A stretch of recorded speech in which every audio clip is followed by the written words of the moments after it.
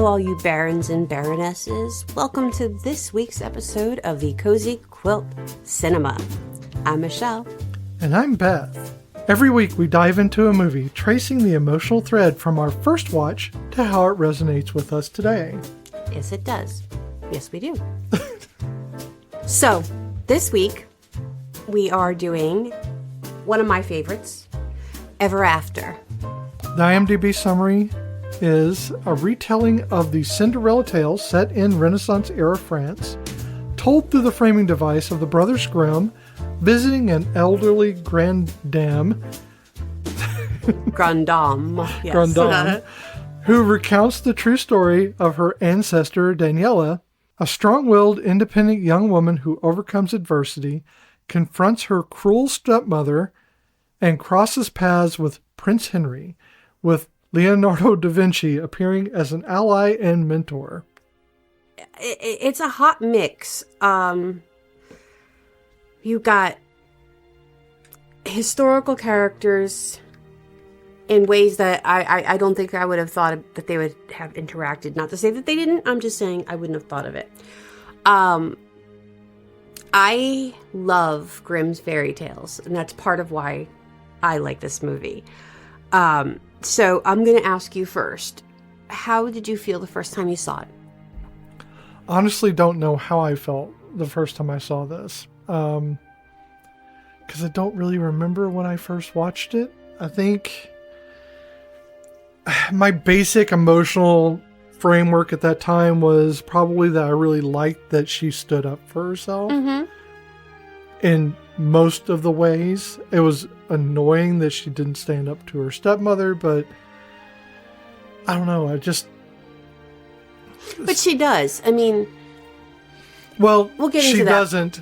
She does and she doesn't. But yes. Let's just say that my emotional, feelings of this movie before were not based in the feminism of it so much as in the justice of it. And feminism and justice can go hand in hand in a lot of ways. Mm-hmm.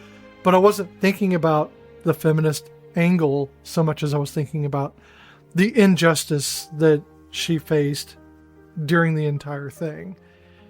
So indignant. That was my emotion. So when I saw this the first time, I can promise you I was not thinking about how she stood up. As much as I myself consider myself a feminist and always have, I wasn't even looking at that.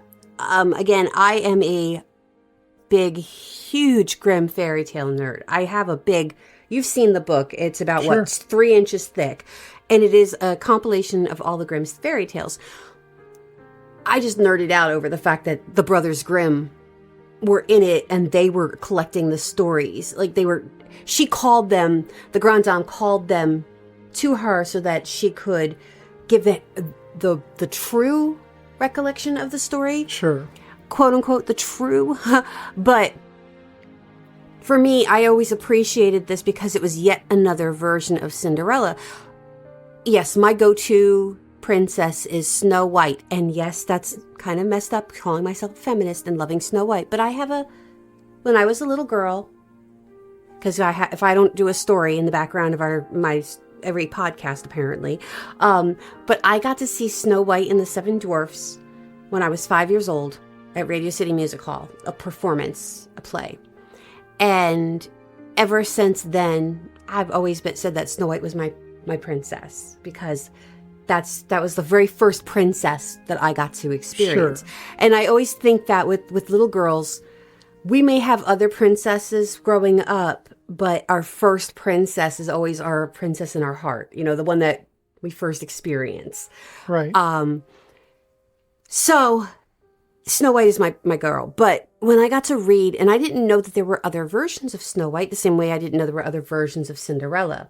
So getting to read these different versions opened my eyes to they're very much the same retelling, but it's there's always a twist. There's always something different that, again, the Brothers Grimm, they had collected all these different folk versions from all around.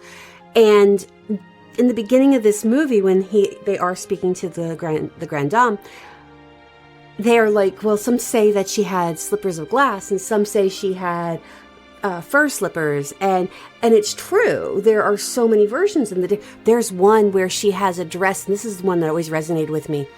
A dress made of stars, and it looked like midnight and stars. Yeah, I know that one. And and then she would come back the next night, and her dress, there was like 3 balls, and the next night it was a dress of gold and sunshine, and I think it was the moonlight one that was the finale. That was the one that got the prince.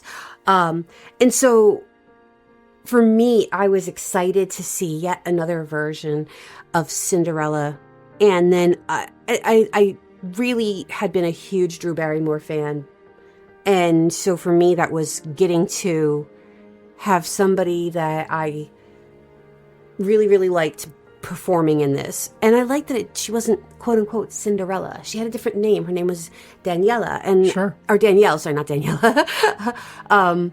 Yeah, Danielle. And it just kind of explains it a bit more. Like you never really hear her name, but you know that that's the name she's given because she would sleep in the cinders and soot by the fireplace. Right. So yes, first time I saw it, I was enamored by the story of it and the fairy tale of it. Sure. So who was the director? Andy Tennant. And Andy's done a lot of movies. Now, I was looking to see if he did anything that we had already done because I've recognized his name. He did Hitch. He did Sweet Home Alabama, Anna and the King, which I love. Anna and the King. Chow Yun-fat was like on point for that. Like, he was not Roger Kipling, and I loved that he was not Roger Kipling. He was Chow Yun-fat. And he also did The Wonder Years. Yeah. And Ferris Bueller. Absolutely. I could have kept going because there were so many. I was he's done, and the thing is, it's a wide berth of things. I was confused though, because when you look his name up and it Googles, it gives you Grease and Grease 2, but when you actually look at Grease and Grease 2, his name is not there. And I'm like, that is not right. Yeah, it's missing 70, but that's pushing it, guys.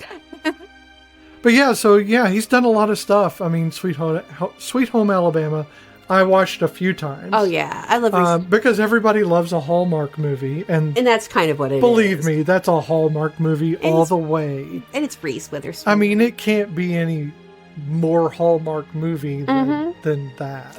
But I'm looking at without putting Hallmark. Now I don't know Hitch. Is that Hitch is Will Smith? Okay, yes. I never saw it, so I'm not nothing against Will Smith, but I have no opinion there. But if you look at this, with the four things I've got... It's the Prince of Persuasion kind of situation. but Hitch falls in love. Does he show off how long his butt crack is? Well, he tells other people how to make their butt cracks seem longer than they are. Now, I have not seen the movie, but I've seen enough of the commercials from back when it was advertised to know that about the time he's about to get the other guy, which is, he did, I can't remember his name, King of Queens. Is it Kevin? No, Ken? Something like that. I forget who you think. Anyway, yeah, I know who you mean, though. He did Mall Cop, Paul Blart. Oh, yeah, him. I can't think of his name. So anyway, yeah, he, this is not the movie we're doing today. No, well. But he falls in love like partway through while he's trying to teach him how to net babes or get a girl or whatever. So it complicates or whatever. So anyway, that's the gist of what I got. Okay, so I might be misremembering Sweet Home Alabama, but I'm going to go through these 4 that I have here. I got, the Sweet Home Alabama, the Anna and the King, Wonder Years, and Ferris Bueller. And maybe it's just me seeing a pattern, because I tend to do that, because, my mental health. But it looks like you got, the Reese Witherspoon character, you've got the Jodie Foster character, you have, I can't think of her name in real life, Danica, maybe it's not Danica, I don't know, Winnie, and you have the girl in Ferris Bueller, because again, my brain isn't apparently going to give me names today, but I feel like those female characters, even if they're not lead characters, are a bit stronger. They're not milk toast. They have I a know voice. what you're aiming for, but I don't think Andy had anything to do with that. It's the writing. Well, I know that, but he's directing them. So, Sure. a director is going to tell somebody, because again, these characters may not have like the most outstanding dialogue, and they're not like lead actors in the shows and or movies in a lot of cases. But I feel like, when you've got a good director who's telling you, I want you to do this with your character. A lot of it's acting. A lot of it is the actors, but also a big chunk of it is the director. I think the link that you're looking for. Maybe also, I am. Yeah, maybe I'm looking for something that's not really there. Okay. We have Drew Barrymore, who is playing Danielle de Barbarac, and Angelica Houston, who shows up in the movie as the Baroness. What is it? Rodmilla? I don't know how Rodmilla? Yeah, it's a really odd name. Yeah. What was it? Dougray Scott as Prince Henry. Jean Moreau as Grand Dame. Mm-hmm. And Patrick Godfrey as Leonardo da Vinci, who I think did probably the best Da Vinci of all the Da Vincis I've Da Vinci'd. Melanie Linsky is Jacqueline, who I love. I love her, and I know a lot of people are like, oh yeah, Yellow Jackets, but honestly, Thrilling Adventure Hour and Psych for me. Yeah, I loved her in Psych. She was so sweet. She was Emily Bloom. And Megan Dodds played Marguerite, that bitch. Not Melanie, but Marguerite. Sure. Not Melanie, sorry, Megan, but definitely Marguerite. And my two favorites they're not main characters, but they're there. And they're not good characters, don't get me wrong, but Toby Jones, that little man, plays the most amazing little bad guys. And all I could think of is he is the dream doctor in Doctor Who. And I want to stab him in the face sometimes, but he's awesome. And he's in so many things. Toby Jones, you look him up, he's in everything. And playing a bad guy. I'm playing a bad guy 90% of the time. And then there's Richard O'Brien, who plays Le Pew. And if you know who Richard O'Brien is, you can all do the time warp later on. Yep, and he's Pepe Le Pew. Pepe Le Pew. Pierre Le Pew. That's what I said. I know, I was thinking that too. I was like, I'm going to say Pepe Le Pew. I know it. So I really didn't take a shit ton of notes on this one because I know this movie really detailed, and also I didn't sleep last night, guys, and I fell asleep at the end of the movie. You certainly did. I fell asleep drooling on Beth's shoulder. It was embarrassing for everyone. Yes, almost lost a whole cup of coffee on the couch between us because I snoozed. And but I had seen this movie so many times that I missed my favorite. It is a comforting movie. It is comforting enough to where you fell asleep. It is that cozy. That's how cozy this film is. So, and that's the thing. That is the thing I enjoy about this movie. It, at the same time that it is very staunchly like feminist in many ways, mm-hmm. It is also a warm, and that is the thing sometimes about Drew Barrymore that I really love, is that she herself carries the weight of these films. Yes. Including one we've done before, which is The Wedding Singer. Yes. Is that warm, earnest, romantic tone that she sets with just her facial expressions. And just that warmth of voice and heart that she lends to her characters. Mm-hmm. In a lot of ways, 50 First Dates suffers from that as well. As much as you want to point out some of the glaring issues with things like 50 First Dates, which isn't the movie we're doing right now, she makes you forget that there are those glaring issues while you're watching it. Mm-hmm. And you get to just enjoy the fact that there's this very sweet character playing off of either an antagonist or someone who is rougher of character, mm-hmm. not necessarily an antagonist. Sometimes they're the co-protagonist, such as Prince Henry, mm-hmm. who is ultimately a sweet person. He really is, and he just wants...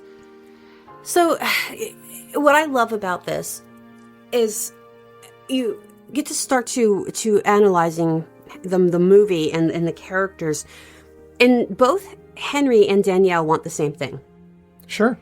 She wants freedom of her life and autonomy and a presence that she might have gotten had her father lived. At least he would have nurtured her independence. He had been. Yes. And he read to her. He bought her Utopia when she was 8 years old. It reminds me of While You Were Sleeping. Mm-hmm. Her father buying her, maps and stuff. Yes. Because that was his love language. The books are his love language. The maps were his. Yes. And it's that there's that fatherly warmth that starts the movie off. You're started out with the fact that this girl is not a wild child. No. She is a free child, and she feels no issues with showing her dad exactly who she is, and he readily accepts her. So the movie starts with her father coming home and in the household getting prepared for him to return. Sure. And he was going to be bringing home a wife because he is a widow. And Danielle they're dressing her up nice and pretty to meet her new stepmother and her new stepsisters.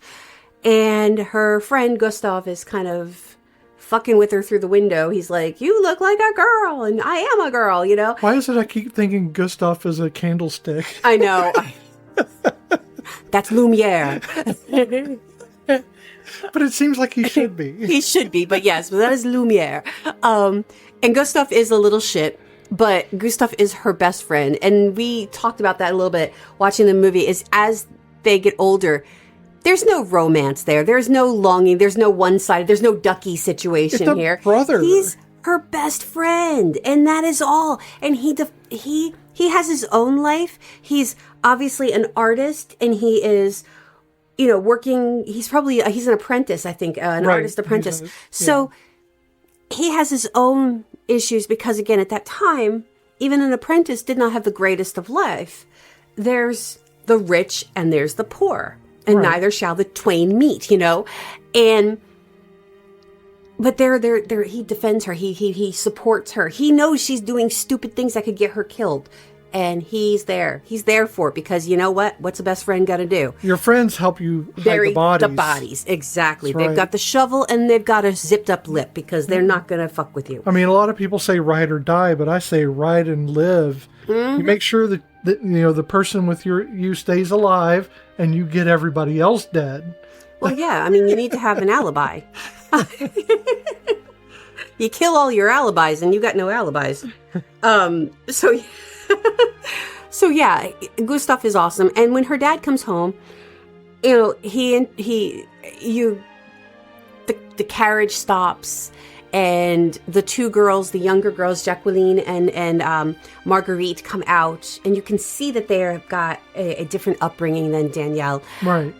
And then the Baroness comes out, and Angelica Houston and all of her Angelica Houstonness, because there is either Angelica Houston or it's not. I mean, no matter, because you mentioned the movie Witches earlier. Yeah.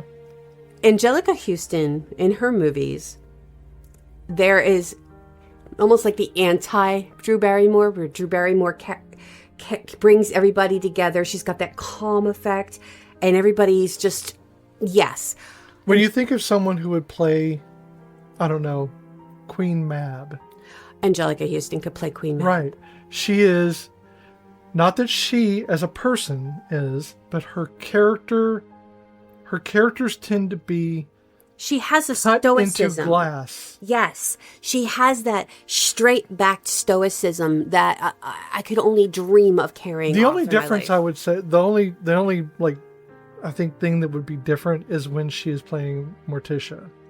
Well, even Morticia has this. It's a. She's very proper there, but confident. She's also very warming and loving. Yes, but there's this confidence. But, Sure. But even then, even Morticia is stoic. Yeah. Because she's only a caring person with the people that she actually cares for. Oh, yeah. No, I think she would have made an excellent knight. Oh, my God. The thing, she's stoic as fuck.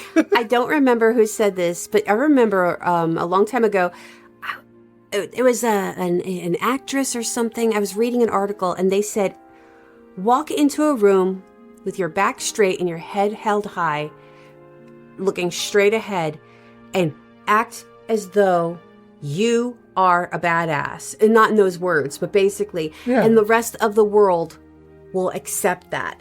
Now, me, if I walk with my head straight up, like looking straight ahead, I will trip over something. I have to look at my feet. So it's true, but the entire room will help you up. Exactly. But I always remembered that. And Angelica Houston has that. She walks into a room and she could literally be in her pajamas and you would be like, yeah, she's in charge. That's the woman who I need to like either be very, very nice to or stay the hell out of her way. And so I love her. I love her so much. And yes, Morticia is one of my favorite characters that she has played.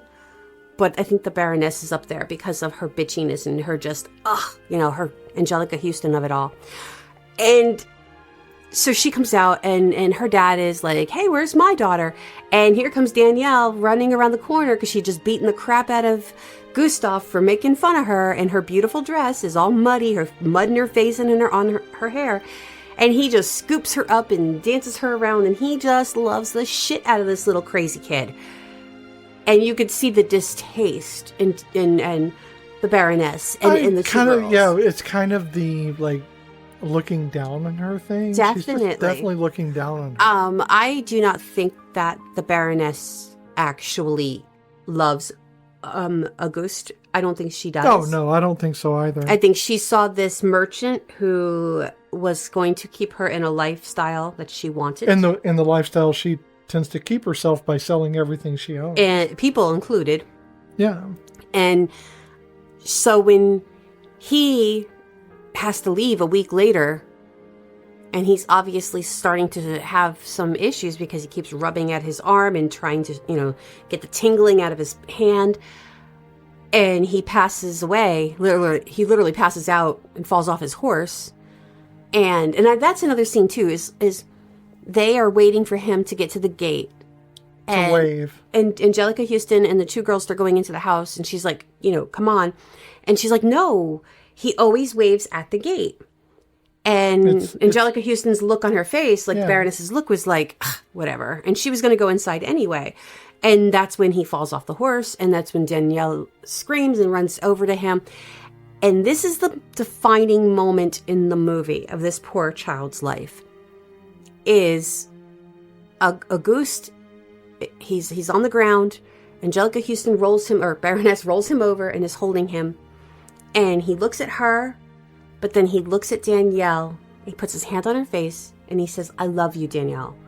And you can see the break in the Baroness at that moment because she sees this child getting the affection that she feels that she should be getting and is utterly jealous of this child. This 8-year-old little girl who's just lost her father. I mean, the first 10 minutes of the film are to set you up for this horrible fall for this young child. Yes, and that's pretty much it. It sets the whole thing up and how you know that things are not going to go good for her because now her father is not there to defend her. And even the Baroness is like, Auguste, don't leave me here. Alone here. Like, he brought her there. Don't leave me with these freaking kids. Don't leave me with these freaking kids, Bob. So. It was the same energy. Basically, it was the same energy. God, I love Bob's Burgers. And so, yeah. Yeah, and that's the thing is you have that contrast. Immediately, you have these two contrasts. You have Danielle, who is sweet. And caring. And caring and forthright in that. Mm-hmm. And then you have the Baroness who is withholding and cold, but also very manipulative. Oh, definitely. And I mean, she's more evil towards her own children, who she is hopelessly damaged than she is to her own staff, which she sells off. Mm-hmm. So yeah, because now let's look at the, obviously they flash to the present-ish time where to her young adulthood. Yeah. And so Danielle's young adulthood. Sure. And obviously Danielle is now a servant for her stepmother. Right. Or at least positioned as such. And Jacqueline and Marguerite are definitely treated as little princesses. But you're right. There's damage that she's doing to her own children.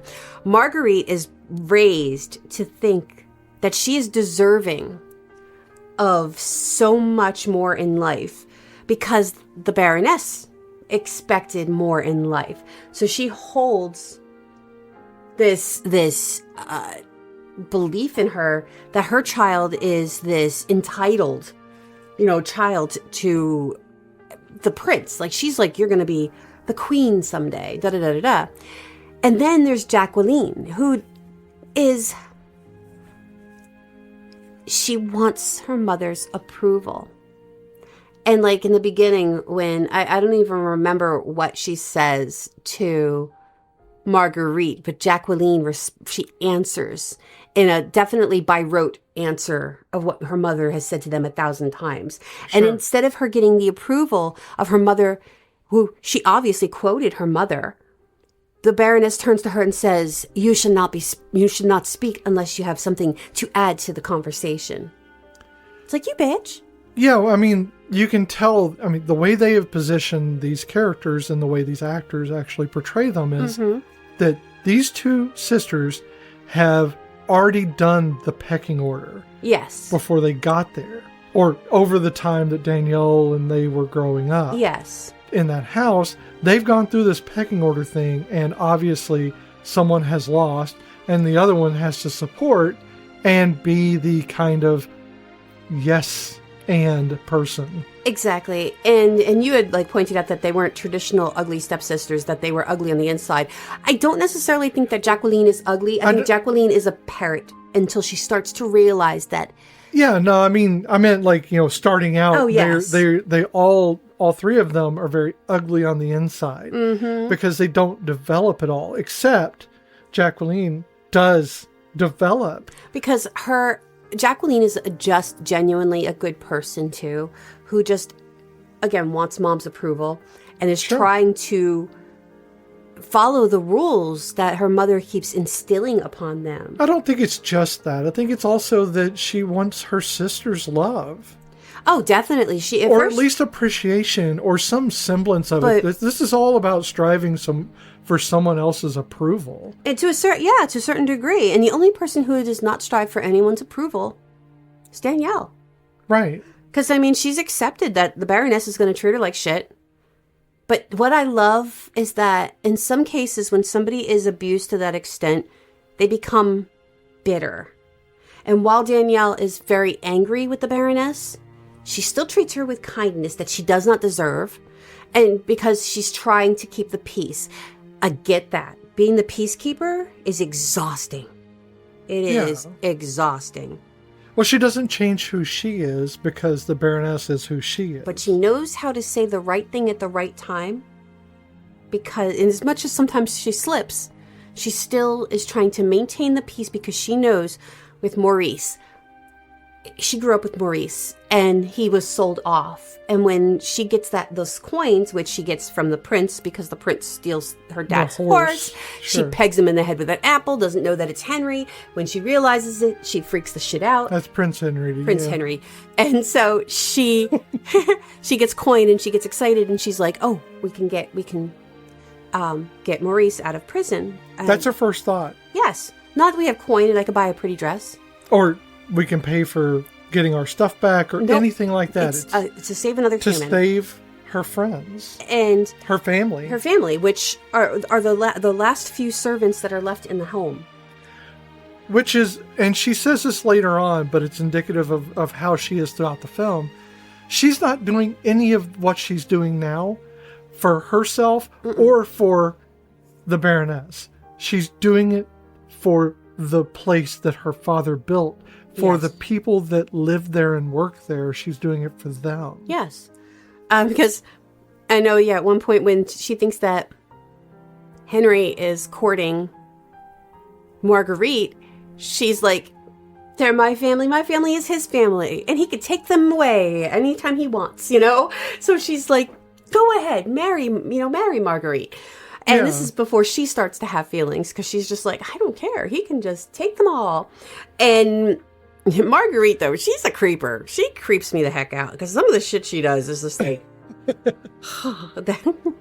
chocolate. There's a lot of underhandedness and a lot of manipulation that is all learned from her mother. Oh, definitely. So you can see this is like her, she's like a mirror. She's a little bitty mirror that got put up, and then that's all she is. She never developed anything else. Yes. No, you're definitely right.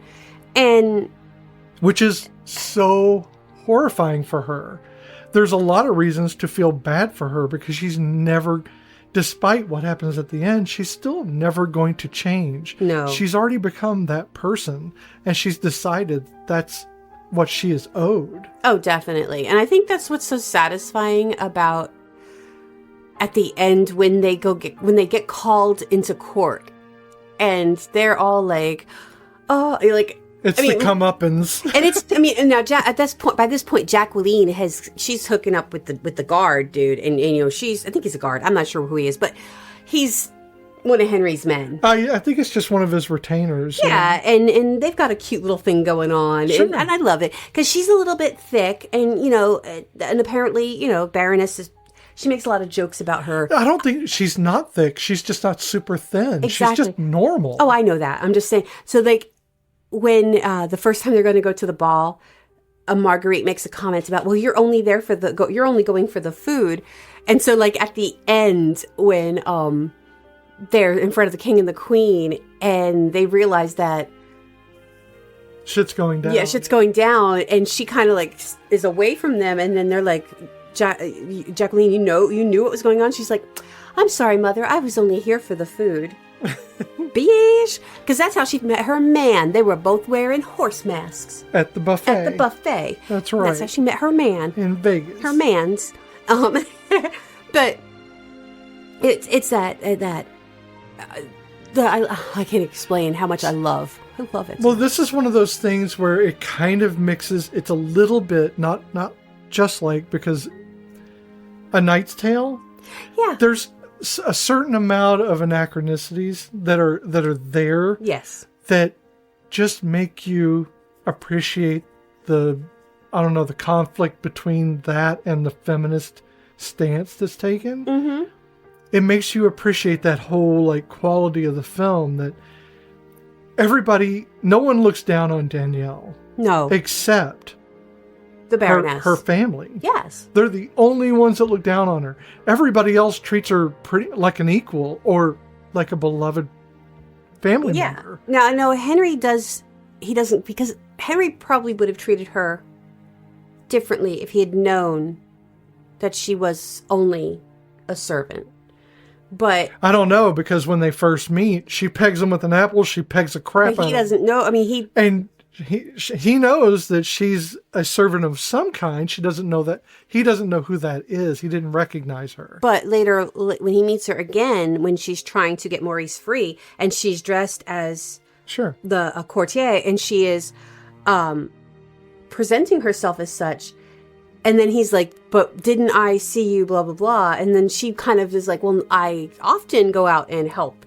And don't you ever get to meet and speak with the peasants and talk to them? And he's like, no, the ruffian, the common people, I wouldn't speak with them.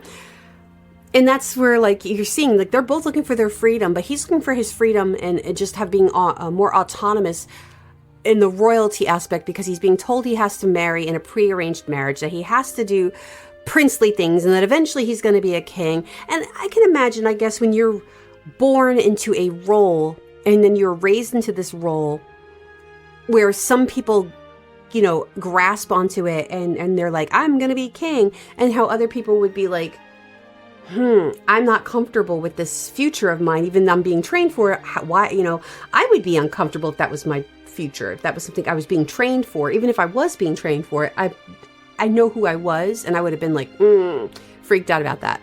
Yeah, I think that this movie is really good about melding both feminism and classism. Oh, definitely. Into their, because they do coincide in a lot of ways, or conflict in a lot of ways. Mm-hmm. Because of the autonomy angle, there's very little autonomy in the classism. Yes. You're stuck in the thing that you're in, and there's really no way out of that. But we see over and over again, this film bucks that. One of the prime points is, and forgive me for using the word, but it's used in the movie, is the gypsies. Mm-hmm.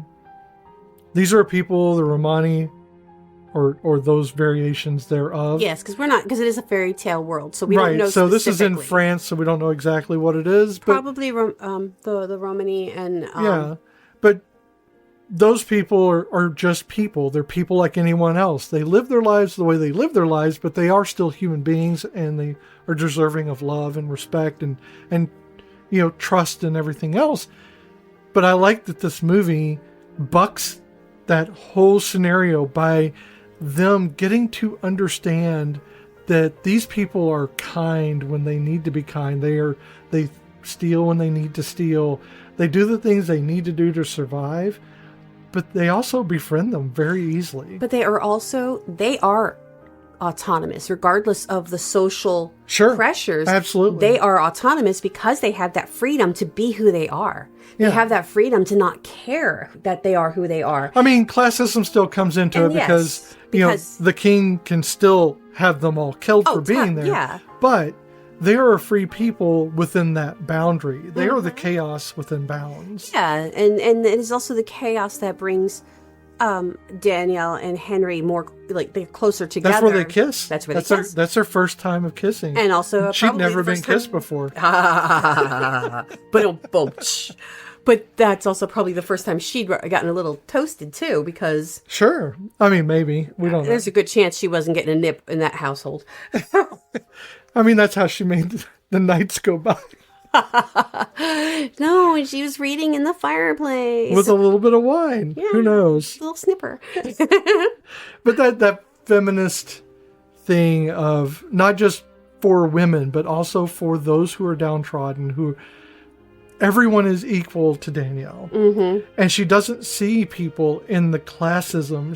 She knows that the class is there. She recognizes it. But also, it doesn't define her or the people that she loves. No, because she kind of like...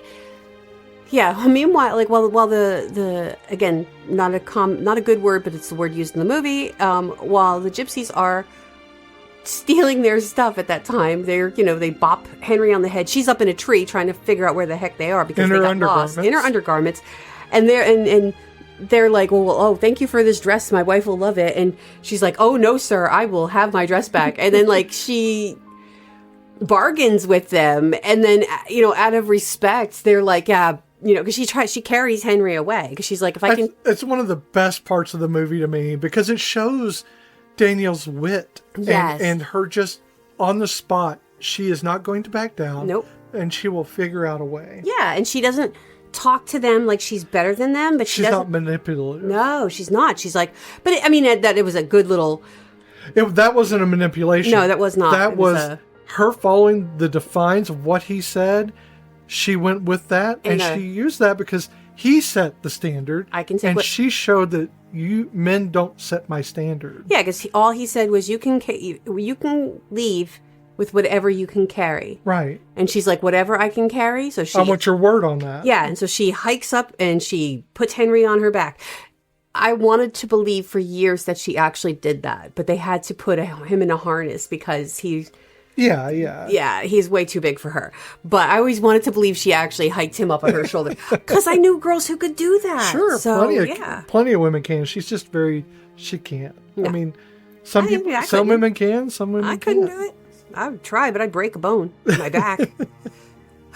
But yeah, no, it's such I think it's a well-rounded movie. I think it's important to note that, despite the fact that this is basically anti-classist in a lot of ways, in the end she does become a princess, and she does therefore conform to the classism. Yes, but I have is she going to be a just and wise and caring ruler? Sure, I'd like to believe so, but that classism's still there. She didn't denounce the throne. She didn't free everyone from the confines of classism. No. She still worked within it. So because obviously it's her great grandmother or her great granddaughter is telling the story, and she's a royal. She's a grande dame. Right. So we're talking about within the area of the classism that's there, she makes the best of it. Yes. In the best way possible for anyone who is in that classist or caste system. Yeah, and again, we can make inference all we want with this, but we don't know. And again, it is a fairy tale, so it's, sure. The fantasy is there. I love the speech that she gives to Henry when she goes to save Maurice about the poor and about, because she quotes Utopia, and she's like, so, and he recognizes it, and so he's like, oh, so you read Utopia? And she's like, yes, my dad used to read it. Well, she didn't say my dad used to read it to me, but she's like, yes, I've read it. And she's like, you've read Utopia? And he's like, oh, it was boring. And she's like, then obviously you missed the point of it. In not so many words, she's like, you missed the point of it. Because you're not, and this is, for me, it was so apropos for what we are dealing with in society now. You keep your people uneducated. You keep your people poor. You barely give them anything to survive on. And then you fault them for the way they were raised to survive. You punish them for stealing and for trying to survive in this world right. that you created by taking away all of the things that they need to. Well, you take away education, you take away human dignity, you take away the ability to provide, and then you punish them for surviving. Exactly. And that is kind of what we're going through right now. Absolutely. That's what I was talking about. I wasn't even talking about the movie. It's taking away of all of our things that we need. We need education. We need programs to help us so that we can, when people are broken down to their basics, we lose creativity. We lose the arts. We lose the beauty of humanity. Now, humanity, I don't often say is beautiful because I feel as we are horrendous on a good day. But when we take away everything that makes us who we are, I mean, yes, Cro-Magnon man was probably, they were making art paintings on the sides of caves, but also they weren't, because they were too busy surviving, and there weren't as many as there probably could have been, because you got to survive. People who are living through, it's only the privilege. When you look at the Renaissance, yeah, there were very few dirt poor people living in the Skid Row of society who were Renaissance painters. No, these were people who were living in living through patrons and stuff like and that. they were, they had a talent.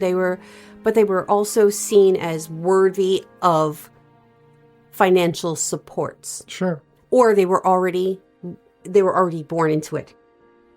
And so you lose that. You lose that creativity when you take away, when people are hungry and they're hurting and they have no way to survive. You're taking that away. And that's what we're working on right now, is taking that away from people. And that's when we're going to lose a lot of our... I think the weirdest thing about the movie for me is that Leonardo da Vinci is in it. I know. But I kind of like it because he is almost, in a way, he's kind of that magician. He really is. He's the Merlin. But you have that wise man who comes in, who's a bit befuddled, and who is... He's the fairy godmother. Yeah, basically he is. In a lot of ways, he kind of is, because he's there, he fixes the door, he takes the door off its hinges. Yes. So that she can escape. He makes her the wings. The fact that he is using the boat shoes to go across the water introduces her back to Prince Henry, without which they probably would not have met again at all. No, because she was floating and she was enjoying the summer day. He inadvertently does, but this is part of the magic of the movie. That Leonardo da Vinci just kind of shows up. Well, yeah, because... As a wizard with all his accoutrement. Well, if he hadn't stopped Henry and asked him to help him retrieve his most prized possession, Henry would have kept on running in the beginning, right? And then he would not have met. Danielle wouldn't have gotten into trouble for meeting with him. Sure. Because, she did peg him in the head with an apple. It set up a lot of events, but it did. What was his prized possession? It was the Mona Lisa. Which is painted on stainless steel. Yes. The Mona Lisa is actually painted on wood, but in the movie it's painted on canvas because it's easier to roll it up and stick it into a little travel. You cannot have a chase scene in which they dive into a river with a big plank of wood. I didn't realize how small the Mona Lisa was. I always thought it was, a normal, like a portrait painting. Like you see these big... It's about like that. Kind of small. Yeah. I mean, I'm showing it on a podcast. Yeah. I've never been to France, never left the country, except for when we went to the Bahamas at one time, so there you go. But I would like to see the Mona Lisa just so I could say I've seen it. It's not a bucket list thing. Well, if we ever make it to France and they haven't stolen it from the Louvre by then. Oh, yeah. Which, I mean, apparently it's a Kmart now and anyone can walk in and grab anything. Yeah, apparently. I mean, I just think somebody's making a movie on that right now. They have to be. That's such an excellent...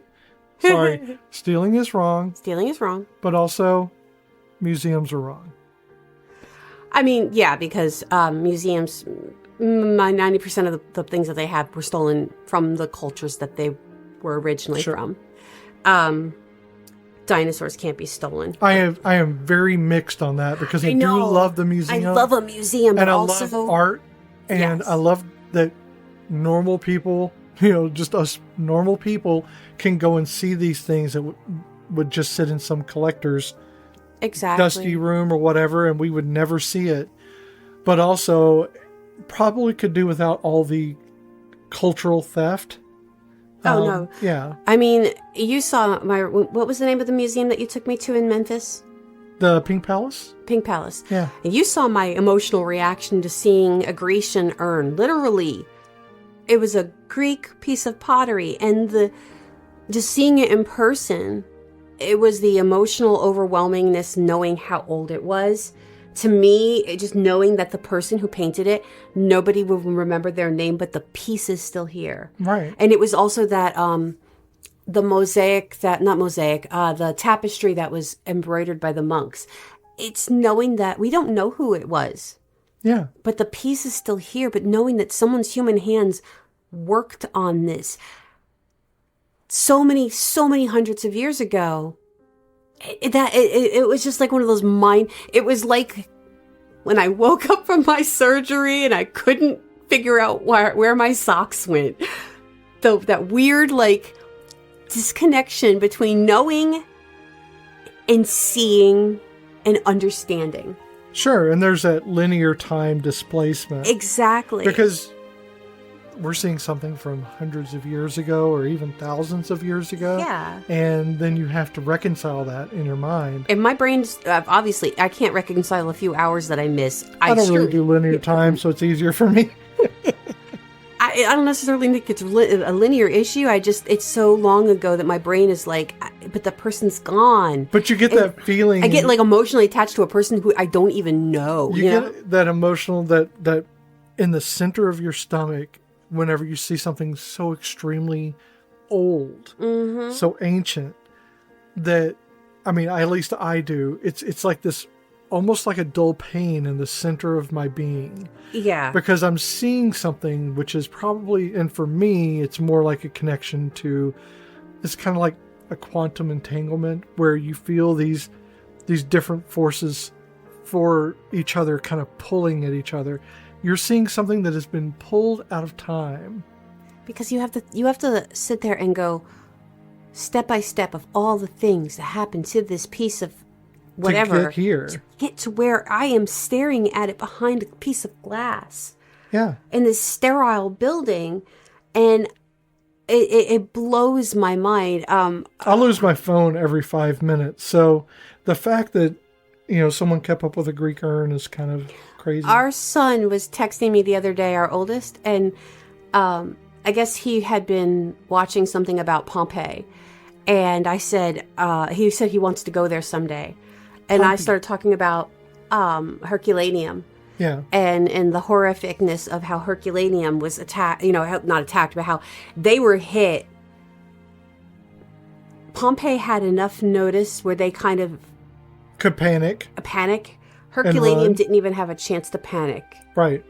And so he was like, I'm always amazed by it. I'm like, I would love to see it, but also I know in the pit of my stomach, it would fuck with me. So I would just be a sobbing mess throughout the whole entire thing. That's why I don't get that when I see people who are taking photos and they're kind of posing with things and they look like they're just having a great time. No. And all I can think is, this is like the most, for me, like I spent a lot of time, because I'm a little goth girl. Mm-hmm. I spent a lot of time in graveyards. Same. And I didn't do it because I was having a great time. I did it because I felt comforted there. Mm-hmm. And while I would be comforted there, I would also be acknowledging of the fact that many of these people had things left undone. Almost everyone has things left undone because we have such finite lives. And to have them cut short by something that you did not get to have autonomy in is horrifying, in the aspect that you're always going to be wishing that that they'd been able to do something about it. It really, I guess it starts to reflect on your own mortality. Sure. And we just went off on a completely tangent of I don't think crazy. so. I think it coincides with this because these two people, Prince Henry and Danielle, they get to have that autonomy because, first of all, his father is not a giant dick as he presents himself initially. No. He loves his son. And he wants what's best for him. And he's okay with laughing in his own throne room when shit goes awry. Yeah, he wants him to find direction. And as a parent, we understand that because that is like the greatest thing for you is when your child has had no direction and they're adults and they're struggling and you're just wanting what's best for them. And then it clicks. And whether it is their mental health or it's their career, and you're seeing that they're trying, it makes you want to cheer for them even harder. Well, and it's not even the affirmation that you did something right. No. It's the joy of finding out that, like, our sons or our daughter, they did this on their own. I mean, it's like they created art. Mm-hmm. You know, and many of them can. Yeah, because our kids are pretty talented. I know, they're crazy talented, but it's that they did it on their own.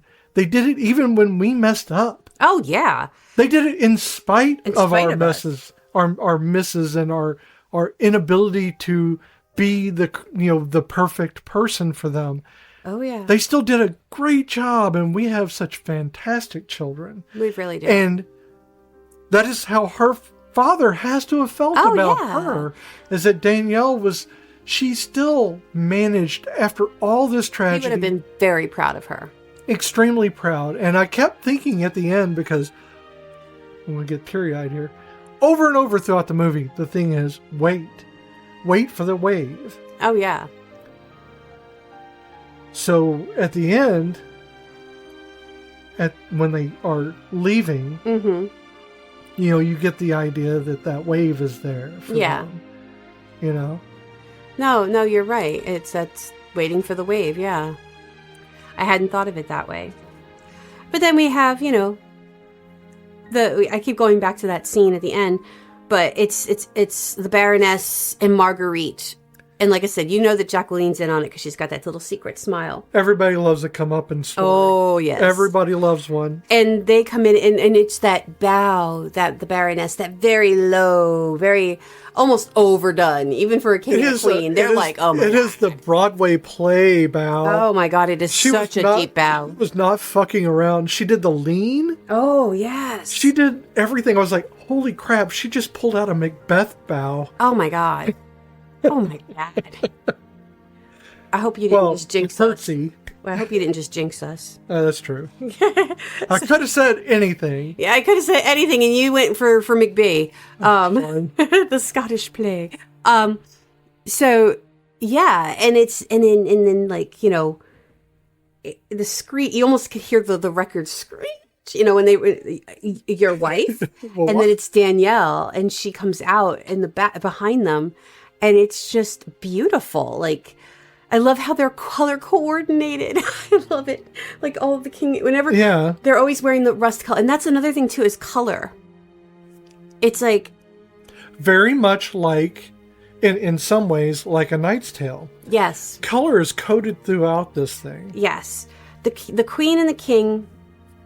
Now Henry doesn't match them. He's usually wearing like silvers and grays. And now the dresses that Danielle ends up wearing are always color. She wears the gold dress. She has a red dress. They're not her dresses, and there's a blue dress. Her mother's dress. With the fairy wings. Beautiful. Is absolutely fucking perfect. She was so beautiful standing there.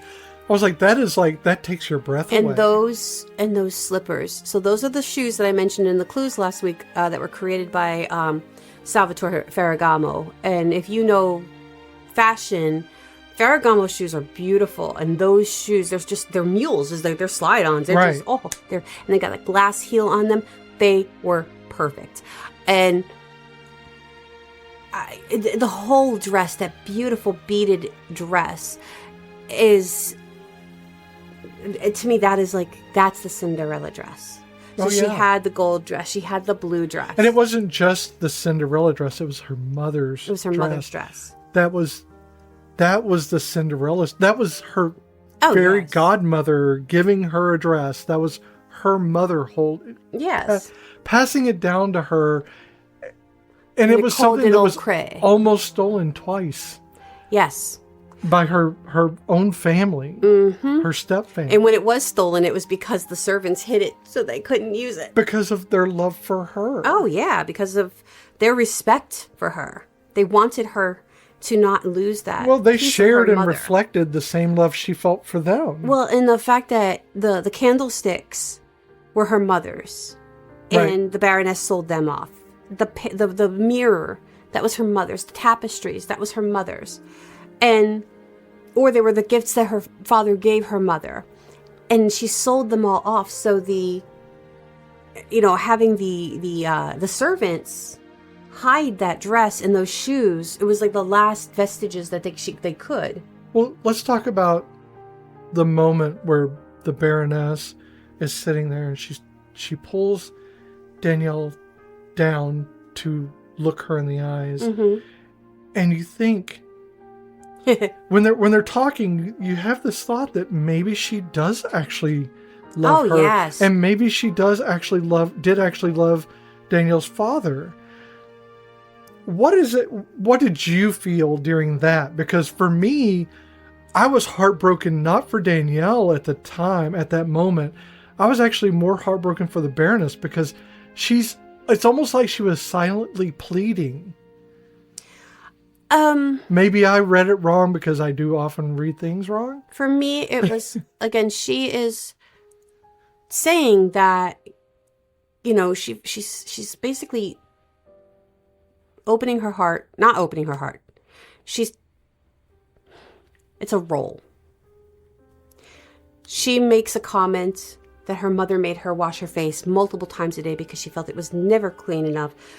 And she was very strict with her, and that she was going to, that's why she was the way she was with her children. And that she wanted better. She wanted, them to be better, da-da-da-da-da. But then she's got that backhanded, cut to her. Well, yeah, ultimately, she is going to make Danielle feel horrible. But in that moment, did you not get any I think she has, because she's making the kid brush her hair, which... Yeah. This child, this girl who you have treated like a slave her whole life since her dad died. And you're now, she's now brushing your hair and at your every whim and feeding your family and taking care of them and taking care of the house. And you're telling her that you did care, that you did love, and you did feel, but she made you it's a thing that bothers me with parents. It's that whole, I love you, but you make it so hard for me to love you. Right, but did you feel that was a manipulation in its entirety? Or was there something to the core there of maybe an abused child trying to reach out in some way and then not being able to fully realize it. I mean, maybe if you're going by the generational abuse and that what she said was her mother did that to her. She's passing it down. She did it to her children. Yeah. So, I mean, you can say that that's the situation, but also there's that, she's keeping this kid at a distance. So right. I'm going to tell you how I feel, but this is just so that you will cling on to. See, this is why I will fall for that every time, because I keep thinking that core is still there and is true. And I want it to be true. And I will ultimately, and this is just kids just letting you in on a little secret here, all pessimism is based on optimism. Oh, definitely. And I am a hopeless optimist, which makes me really the prime optimist. It's expect the worst, hope for the best. I'm a pessimist because of that. Yeah. And, I keep, in that instant, my heart wept for her. I wanted her to open up and be caring and loving to sure. Danielle. But I knew I was waiting for the shoe to drop. Well, I was waiting for the shoe to drop too, because this is a story that but you just want her to say the thing. You wanted her to say I couldn't love you because your father loved you more than he loved me. And I was jealous, and I'm sorry, and maybe we can work on something. But none of that ever happened. It is a retelling of Cinderella, so there could have been that possibility. Sure. But we'd seen it before, and I still hope that. Oh yeah, I'm talking about when I first saw it. Yeah. I still hope that just now I was just like, please just let this happen. I know it won't happen because I've seen this fucking movie before, and I know how it ends. Yeah. And the whole thing is, this could have all been avoided. She could have just been a real person. Oh, definitely. Instead of letting everything dictate who she is, she couldn't find the strength to be like Danielle and not let it dictate who she is. And I think there's probably a bit of jealousy there too, is looking at Danielle and knowing that she is able to be who she is unashamedly. I mean, she's definitely has that ability. She'd rather be her than be the head of the household. Mm-hmm. So she's not fighting to be head of the household. She's fighting to be her, and that enrages them. Mm-hmm. That just pisses them off that she's still content to do whatever, because being a servant isn't her identity. It's not. And that's the thing too, is she's out collecting apples, and she's out tending the pigs, and she's not upset about doing the jobs. She's not pissed that she has to do these things. It's just part of the daily life. And I think that has a lot to do with her father. You're right. But it's also that, he was a merchant. He was going away all the time. So the servants, now there was a lot more servants when he was there, because obviously the Baroness sold them off. But knowing that the servants raised Danielle and played with her, and she probably helped them do things, because what else is a kid to do when you're in a house by yourself with a bunch of adults? It's the Annie situation. I'm going to help you mop the floor. I'm going to help you do this because I know how to do this. And also, she's not afraid to be a part of the whole. No. That is part of the thing. She doesn't see herself above the others. No. The servants in the house are her family. They are her family. And she treats them like that. Yeah, because that's... And it's not a manipulation. Like a lot of people will say, well, here at work, we're a family. No. Well, when they say that, it's a blatant manipulation, because they never actually follow through with it. Yeah. But for her, she's a servant just like they are. But even if she wasn't, she would still be part of their family. She would still help them if they needed help. Yeah. She never would have sold any of them. She would have always been there to provide. She would have struggled. If they'd gotten too old to work, they'd still be living there. Oh, yeah. That's the thing. I mean, she brought back Maurice, and Maurice and his wife were quite old at that point. But yet it was important for her to save this person. Right. Not a servant. And if they when they get old and they die, she mourned them. She would mourn them. That's the person she is. Mm-hmm. I think it's just, I don't know. That's the thing about this movie. It's so, there in a lot of ways, there's just so much warmth that you don't find in your own family a lot of times. Because coming out. I don't have brothers anymore. Yeah. And family, chosen family sometimes is the best family because you get to pick your chosen family. Your actual family sometimes can be very disappointing. I love my family. I love them to pieces.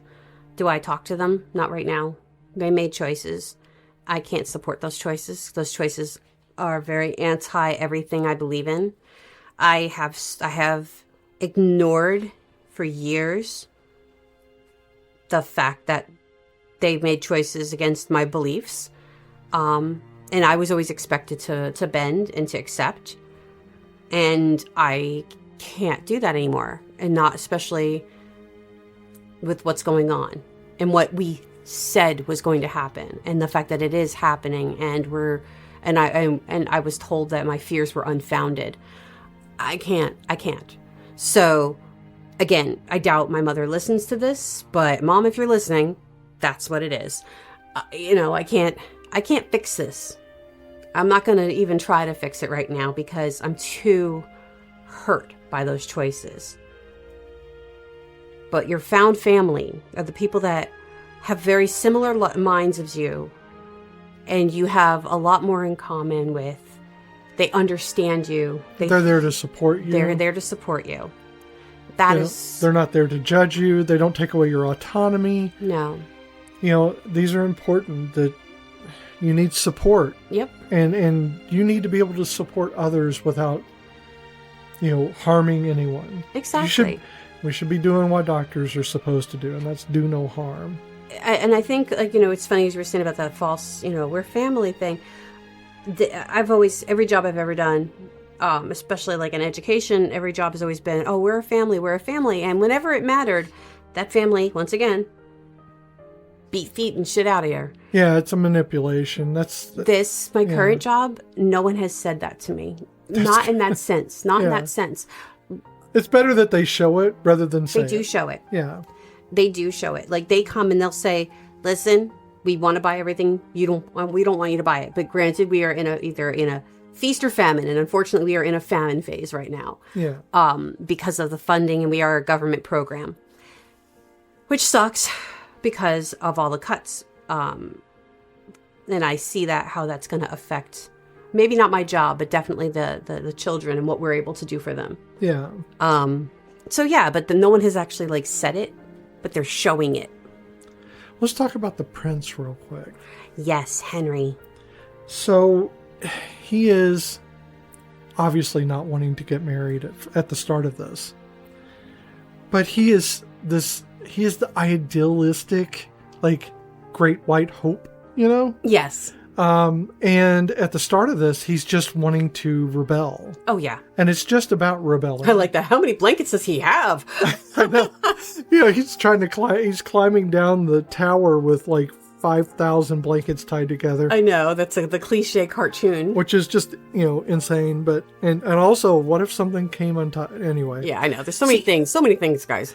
But he's this idealistic kid who hasn't quite grown up because he is so pampered.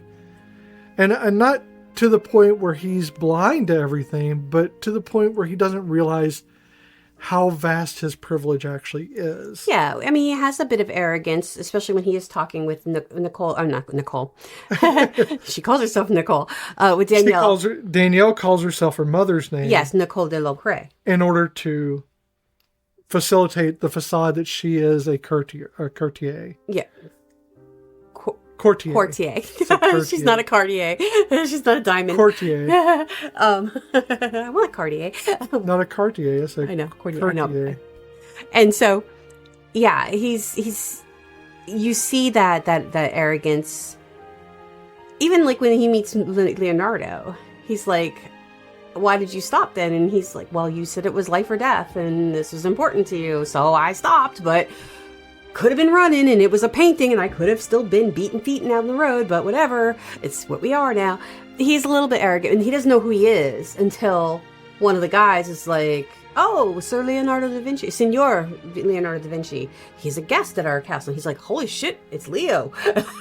Yeah. So, I mean, he starts out brash, a little bit, arrogant, but he mellows very quickly with Danielle. Yes. He's aware enough to be able to see that there's something special about her. Yes. Without overtly, there was no like magic moment where he went, curious. I'm in love with you. No, it was definitely curiosity. He enjoyed the verbal debate that they had. He liked the banter. He loved that. Yeah. But he also liked the fact that she wasn't just bantering. She was trying to impart actual intelligence. And she wasn't just throwing herself at him.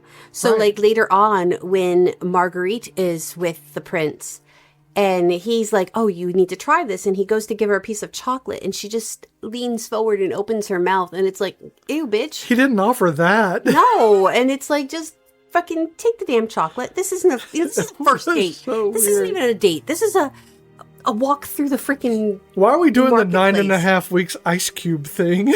I'm not sure, but in the middle of a bazaar. Yeah, creeper. Marguerite, man. So And then the freaking weird. brooch, which is so funny because with Jacqueline with the feather. So she's got this brooch on the front of her dress And where her you bodice, basically to notice that she's got boobs. And Jacqueline does not have the same Design cut on her or dress, anything, yeah. but she has the feather in her hand, and then she tucks it behind her ear, and then she's tucking it in her shirt when he notices the brooch, and it is so funny. But that is when his man that she he likes, notices her. he notices and kind of laughs because that was a funny thing. She's adorable. 'Cause she is. She's adorable. She's sweet. She's very cute. I think in a lot of ways, she was a much more viable person to go after, for someone to find her as, as a wife. Oh, definitely. And definitely not the shrewdest, she was kind of a shrew. Oh, yes. Prone to fits in public. Oh, God. Right in front of the queen. When Marguerite finds out that because the queen asks the Baroness about Nicole de Loncray, and all of a sudden the Baroness recognizes the name. And then she says it to Marguerite, and she goes, the one you call Cinderella. And Marguerite stands up and just throws tossing her dress around. A temper tantrum. Holy temper tantrum. And then she comes back and she goes, it was a bee. Don't blame the bees. Don't blame the bees.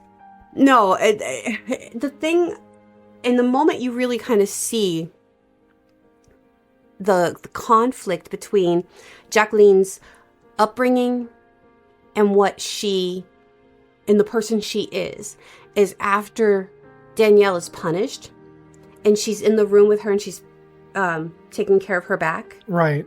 Which she's beaten, and she's like, well, you shouldn't have done this and you shouldn't have done that.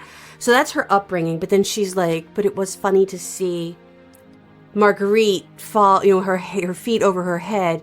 Because Danielle punched the shit out of her. Oh, because she said her mom was dead. She's basically, you don't need this. Your mom's dead. She rabbit punched her in the nose. Oh, she fucked her up. But she also says, Marguerite shouldn't have said that about your mom. So that Jacqueline really has a heart. She's deep down in there. She's a sweet, sweet girl. Yeah, she's just had emotional damage. And she's got that in her head. This is how I have to behave. I have to act a certain way and I have to do what my mother expects of me. This is very reflective of being a stepchild, in this movie. It's just, this is what stepchildren go through. A lot of times they're discounted. They're often shunted to the side. There were 3 of us. Mm-hmm. And when my father got married to our then stepmother, she had her own daughter. Yeah. Younger than us. And we were shunted to the side as if we didn't matter. We were all bundled up into one room so that she could have the larger room. So, the daughter. Yeah. And, of course, they're not together anymore because my father's dead, but also they were divorced within a few years. But, that whole thing of she was very much like the atypical evil stepmother. And in a lot of sense, you see that, reflected here, but I don't think it's so much evil so much as just maniacal. Yeah, I mean, my stepmother was, at face value, she was a really cool person. But knowing that, and I blame her for a lot of the reasons why my dad and I don't speak. But I also blame him, because if he didn't pontificate how much he always loved my mother in front of her when he got in his cups, or had a little altar to me because he took a lot of my baby stuff when my parents separated. So he had pictures of me as a baby and that plate with that had like the little porcelain baby on it that had like my birthday and everything on it. And he had all of these little things that my mother should have had, but my dad took, and then he had them on a shelf in the living room. And it was always like a weird little altar to me as a little kid. It always freaked me out. I mean, having that probably affected her reasoning for shutting him and keeping him out of my life. Yeah. That's difficult. Yeah, because see, where I'm not talking to my mom for a reason as an adult, where my dad and I don't talk because they cut me out. So it's a different situation. Yeah. But again, I think that with that situation, it was definitely my stepmom just not happy with my dad. I think it's difficult with any step parent or step siblings. Mm-hmm. It's difficult to have to deal with them because you don't know where you stand. Oh, yeah. See, at least like with my sisters, and so my mom has been married 3 times, but it sounds worse than it is. But it was also like, I am 51, my one sister's in her 40s, and my other sister's in her 30s. So we're pretty far apart. And so growing up with my youngest, I didn't grow up with, my youngest sister, but my middle sister. In fact, our son grew up with her. They're more like siblings than anything else, because our son is actually 2 months older than my baby sister. Right. Yeah, that's weird. Do the math, people. Don't do the math. I need to. I someday I just got to write a book, because the more I think about my family and my life, it doesn't even make sense. I used to think it was just normal. For a great book. No, it's just that I thought my life was normal. But every time I start talking about it, and especially since we've been doing the podcast and just talking about like my past and my childhood, and I'm like, oh my God, my life is weird. My life was weird growing up. But regardless, my mom has had, I mean, maybe that's not how she actually believed, but there's a line in the movie Clue that my mother always said when I remember her saying when I was younger, that men should be like Kleenex, soft, strong, and disposable. Yeah. And while she didn't murder them, she didn't keep them around for long. My stepdad is probably the longest relationship my mother has ever had.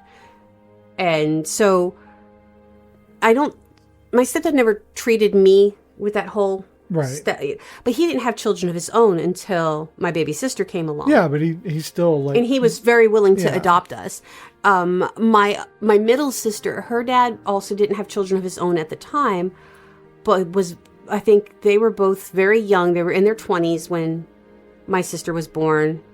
And I just don't think he could handle being a stepdad, because he did not know how to deal with me. And I was little. I was like 7. Yeah. But my memories of him are not pleasant at all. And like, I remember when he came to visit my sister one time after my niece was born, and he was all like buddy with me. And I'm like, dude, I haven't seen you since I was like 8 years old, 9 years old. And you think that we are in any universe close? I have no good memories of you, dude. You punched a hole in the wall in front of my little 7-year-old self, scared the shit out of me. Yeah. Because you were in an alcoholic rage. I don't care how old you were, or how young you were. So yes, my memories of him were not pleasant. I remember my great-grandmother almost beat the living shit out of him. My great-grandmother was a sweet little old lady. I mean, hell, we called her Sugar. But it was because I was leaning to look at the new baby that had come home. And I leaned over, and he grabbed me by my arm to pull me back. And my great-grandmother damn near tore him a new asshole. Yeah, I always remember that. But so yeah, family's not fun. Step families are very hard to deal with because you don't again, you don't know your place and you don't know how you fit in. When they enter a household, they kind of feel like they're taking over. Mm-hmm. And, Danielle didn't have that issue. No. But they had an issue with her because ultimately it was always going to be her house. Ultimately, they were living off of her. Oh, yes. And they knew that. They were very conscious of it. Or at least the Baroness was. The Baroness was. And so speaking of the house, and I'm sorry guys, I'm going to butcher this to no end. I feel like the unspoken character in this movie are the locations. Sure. Because you mentioned... In a lot of ways. Because you said to me, do you know where this takes place? And I said, no, France. And you were like, yes. So I looked it up. I mean, you can tell it's France because all of the structures have the same shape as the hats. Yes. So and now I'm going to screw this up. But so these are the locations. They were filmed in the Dordogne region. Again, I'm so sorry. One of them is, and this is going to be the hardest one for me, is the Sarlat La Canada. I know you're looking at me to help you. I know. You're the worst. French, I'm not going to be able to help you. And that was a region, I believe it was filmed in. So the 4 buildings that they utilized for the different scenes are the Chateau de Hautefort, the Chateau de Fenelon, the Chateau de Los, and the Chateau La Rossi. And I am, again, so sorry. French is not my easy go-to pronunciation language. I don't know the alphabet. I know the Spanish alphabet, so it's a little bit easier for me to say Spanish words. You should have said that all in Spanish. Would have been really wrong. There's little accents, and I don't know how to say the accents with them over the E's. I get that. Where, like, I know there was, like, a little mark. So do you know anything about these locations? I do know that they are, no. Okay, awesome. But I didn't really go into that level. Well, I didn't know because you looked it up. I didn't know. I wanted to get the names of the locations because they're beautiful castles. They're not castles, they're chateaus. They're chateaus. Weird because my impression of a chateau is a smaller place. You mean like a skiing chateau? That's what I picture. When you say chateau, I think you mean like a lodge of like a lodge because I'm American and I don't know any better. I have no culture and I have you no remember taste. the documentary that we watched on the chateau that in which it was abandoned? Yes. That's a chateau. Oh, yeah. So the fact that it is basically a castle doesn't stop it from being a chateau. I have this, like, secret desire to, like, own one of those. Oh, sure. Who doesn't want to be Enya and freaking own a castle with a bunch of cats? And just, I would love that. I want to renovate it, but I want to renovate it so it looks like it did. And I want it to be bright and airy, not dark and scary looking, because I know I'll be petrified to walk through the halls at night. And there's ghosts because these things are hundreds of years old. So that there are ghosts. But I will still be like locked in my bedroom. Honestly, when we watch those shows, inevitably we'll get on YouTube and go down a rabbit hole. Yes. It's usually abandoned stuff, yes. Well, abandoned stuff, but also in this case it was more old French homes. Oh, yeah. The Italian ones too. The Italian ones as well. They were so good. That with these very narrow streets that you walk down, it's such a like there's something that really calls to you to want to be in those. Yeah. It's the earthen feel to them. I don't know. There's something about the history of it. Because even the confined spacing isn't an issue. Because some of the ones that we were looking at, the Italian ones, these were old medieval homes that they renovated into modern homes, and they were beautiful beyond measure. And without all the modern accessories, they were just remodeled. Yeah, and they would make little reconstructed. That one had the kitchen with the glass floor, so you could see the old excavation underneath of it. Well, and the Tavertine, they had a lot of that stuff. But so we go down. Yes, and we love old things. But that's the great thing about the overshots that are shown in this, and then you see many of the scenes. It's just that they're not set. So like the hedge maze is an existing, that is a real thing. It looks just like that. Because I was looking at, there was one website that had like a stare and compare between scenes and the actual location. And it's beautiful. Like when she comes into that courtyard and at the ballroom, that is like, that it was like picture for picture, the whole scene. There's another thing too, is like, because I was in, the Society for Creative Anachronisms back in the day, it's something that catches my eye all the time, which is, are the weapons of the make, of the area, and the time period in which it's indicated. Yes. And they are. That's lot of detail. It is. It's a lot of detail. In fact, the bundle of rapiers that she brings in at the end when she's bringing the weapons in. When LePew has her, yeah. Right. Those are French rapiers, and of course they're rapiers, but they're French make. And you can tell by the baskets that they were from that time period, that they're indicating by their dress and everything else. So it's just, and the daggers are beautiful because these are all just like so well done. Very well done. They took time to get these right.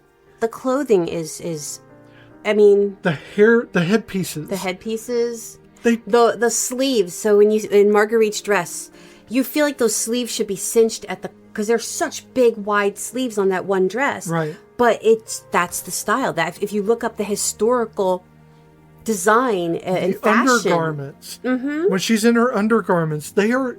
Okay, so not everything is perfectly by period. No. But many of the items, many of the things that are showcased, in other words, they center on it in the film, are so well done, or at least approximating as closely as you can now to being something that seems original, and that's to the time period. And that's important, as you don't question, even if you couldn't hear the movie and you did not hear like the French names, and you didn't know that this took place in France, you could look at the clothing and the buildings and know that this is in France. Oh, the armor alone. I mean, you can see the guards' armor and stuff is all very period appropriate. Oh, yes. You have the helms, which again match what I call the nipple domes of the of the castles or the chateaus and stuff. They're all very like reminiscent of that time period. Yes. Or at least the time period it's trying to evoke, because this is not real. It's not real, but it's definitely it's reflective of it. So let's talk about, for like really, really quickly. So let's get to the huge feminist part of this movie. To me, a lot of it is, but yeah, a lot of it is. But this is the moment that, like, so shit goes south, blah blah blah, and the Baroness, blah blah blah. The Baroness trades her for all of her family's belongings. So because she feels her daughter is going to be queen. Yes, and LePew has been buying all of the stuff from the Baroness. That's how, right. So he brings it all back and takes Danielle. Kidnaps her. Basically, yes. Against her will. And Henry finds out, and he storms off to rescue. Right. But, like you had said, when she comes in with all those rapiers, and she's in LePew's house, or his chateau, and you think, okay, Henry's he's gonna get really frisky with her, and kind of in a bad way, and Henry's gonna run in and he's gonna Zorro him, and we're gonna be done. Yeah. And so when she pulls out the Spanish version of this, and she's got the dagger, she's got a rapier and a dagger, right? And she's holding them. Yeah, it's Florentine. And that is just, to me, that was like, that is my D&D characters. Like, I think that moment. Yeah, and that's what is most popular, I think. It's the most popular visual, is to have not a dagger, but a dirk. A dirk. In this case, it's a dirk. Okay. And, which is a little bit longer, a little bit larger than a dagger. And then you have the rapier, and that's Florentine style. And she saves herself from LePew. That's the key. Sure. She saves herself. Danielle has done nothing through this whole entire movie but save the people around her. But then she saves herself. And doesn't just save herself. She saves herself without killing him. Yep. And walks the fuck out. Yeah. She's like, dude, I am out of here. Fuck you. I can fuck you up. And now you know I can fuck you up. Deuces. I'm going to moonwalk out of this room backwards with giving everybody the middle finger. That's not what happened at No. all. But she did walk out, and she's even like kind of like reminiscing what she just did, Yeah, kind of laughing at herself. But also there's that probably that holy shit adrenaline going through you. It's the giddiness of having fucking did this. Having used your autonomy.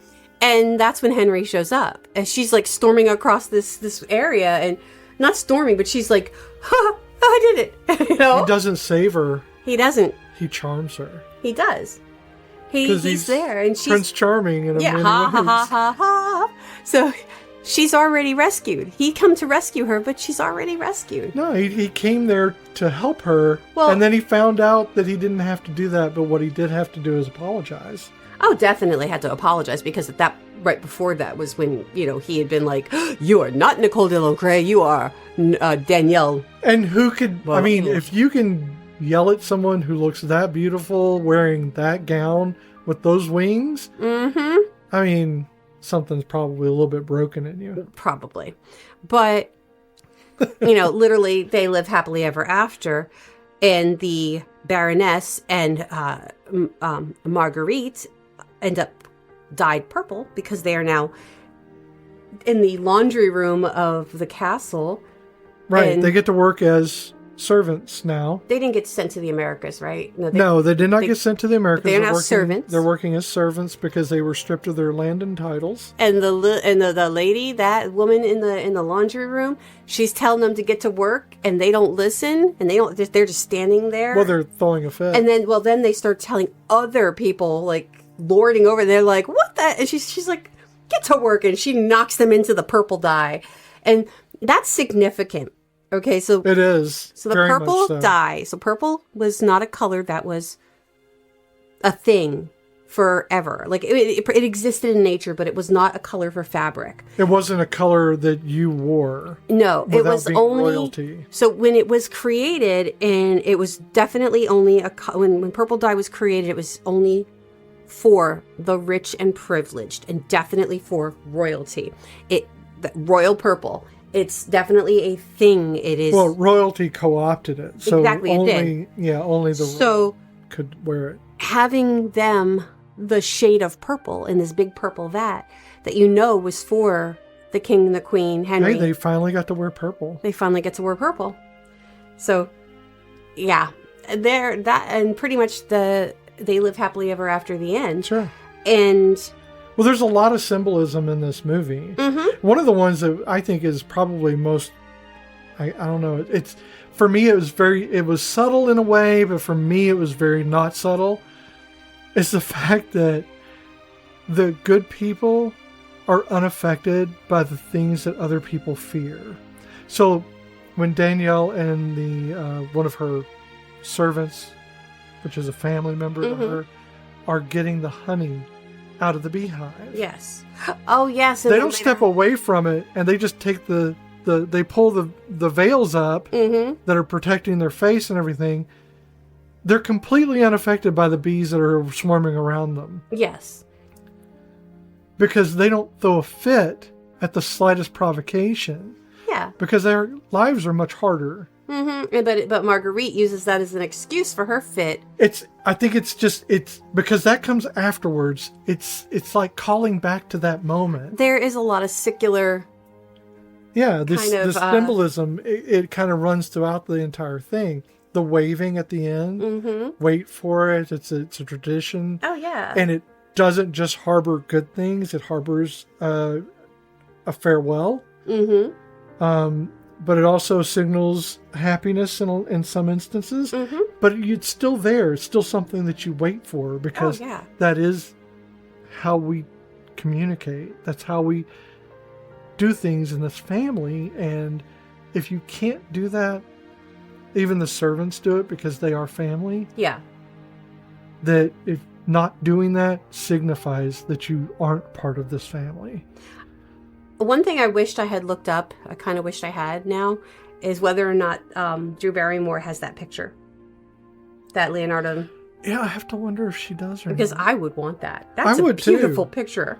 I would want that as well. I mean, obviously, it's probably done by, someone they hired to do the... Oh, no, definitely. Because, they didn't go back in time and get... Or a stagehand, I'm saying it wasn't like a... It probably wasn't a very popular artist, is what I'm saying. Yeah, they just were able to... Maybe it was. Who knows? Who knows? I don't know. But I would want that picture. Even if it's digitally done and, I would think I would want it, even if it was just, like a, AI thing that they did. Even though, AI's bad, people don't do AI. Yeah. And they weren't really doing AI in 1998 much, but, No. Only for research and universities. Yes. So, how do you feel about this movie now? I am reminded of how much this movie makes me feel. Oh my God, yeah. Because it's easy to look back on it and go, this is a movie, I remember it being very sweet, and then not much else. But that's because I think those intense feelings are something that gets lost through time. Yeah. And I haven't seen this in a very long time. Well, I was going to say, there's few movies that I've mentioned that I say that I could watch over and over again, and this is on that list of movies I could watch over and over. I don't know that I could watch this movie over and over again and not saying anything bad about this movie. No. Because I think it's a movie worth watching. I think that the pacing on it, for me, can get a bit long. Only because there are these spots in it that seem to halt up the movement. Yeah, there is a bit of a flow issue. Yeah, and I think it's because they're trying to introduce Leonardo da Vinci into scenes, and it tends to kind of slow it down some. I'm not saying it's a bad thing. I'm saying that it's a pacing thing for me. And it's actually kind of awkward, because honestly, I feel like he does not fit in, even though he is the quote-unquote fairy godmother. I do feel like he is not a perfect fit in this movie, even though he is integral to moments. It definitely makes it feel a little bit awkward, but really... excluding that, it's not, it's definitely... I mean, it had its, heart of the ocean kind of thing, where the photo was, or the painting was the icon that everybody rallied by, around at the end, But for me, it is such a sweet and honest kind of movie. I mean, the people in it feel honest. Even the bad guys feel honest about it. Oh, yeah, because they don't make any bones about who they are. But they're not just evil for being performative evil. Like Le Pew. Yeah. Pepe. Pierre. Pepe Le Pew. Let's do the time warp again. He hops around a little bit through scenes, but he has a maniacal voice, but that's just his voice, really. That's Richard O'Brien. Yeah, if you've heard him talk at all, that's just his voice. It's Riff Raff. Yeah. He only has one character. But... he's honest about who he is, and he is not being maniacal. When he has her chained up, it's to keep her from running away. Yeah. When he gives her up, he doesn't come after her. No. He has honor in his own... Well, these are honest... disgustingness. Honest humanity. Oh, yeah. These are not just caricatures of something. These are honest takes on an archetype. Mm-hmm. And I think that's an important thing, is the prince is not princely because he's a prince. Mm-hmm. He's princely because he's a real human being who has thoughts and feelings, and it's complex. I mean, and you can feel bad for Marguerite because she's only being manipulated by the Baroness and her upbringing with her. Sure. But also, girl, get a damn life. Oh, the Baroness... But she's perfectly willing to forward that abuse. And the Baroness says something that really irks me, too, in this movie. She says, reading is for people who lack imagination. Bullshit. No, it's so annoying. Reading is what people with imagination tend to do, because we can paint those pictures in our mind. Yeah, I think she wanted to sell the books. She wanted to sell the books. So, Bayish. Yeah, for me, this movie is just honest. It's got an honest core to it that makes you... It's fresh. It's calming. Right. It's comforting. It's definitely... It is. It's cozy. It's cozy. It's a cozy fucking film, and we weren't even picking it for that reason, but it's so cozy. That was last week's movie. We picked that for the cozy factor. But it's not even cozy for the sake of being cozy. It's cozy because the people are honest and their complexity is there, but it's not there for you to peruse like it's in a museum. Mm-hmm. It's there for you to feel as it comes along. Oh, yeah. It hits you as it walks you through the complexity, and it doesn't linger on it. It's also a fantasy movie that does not have fantasy aspects. Fantasy movies tend to have magic. It tends to have fantastical creatures. Sure, but your mage is an artist. Exactly, and it is a fairy tale based on fairy tales, but it's also the fairy is literally just the wings that were sewn to her back. Exactly. Right. So you don't have the magical, fantastical aspect of fantasy, but you do have the fantasy of it because it is a fairy tale. What kind of has a feel of it is when, Leonardo DiCaprio's Leonardo DiCaprio, his film. So, it's so reminiscent of kind of the feel of the Romeo and Juliet, Leo DiCaprio. I see that because it's got that. It's realism. It's not the, where it's got the anachronisms in it.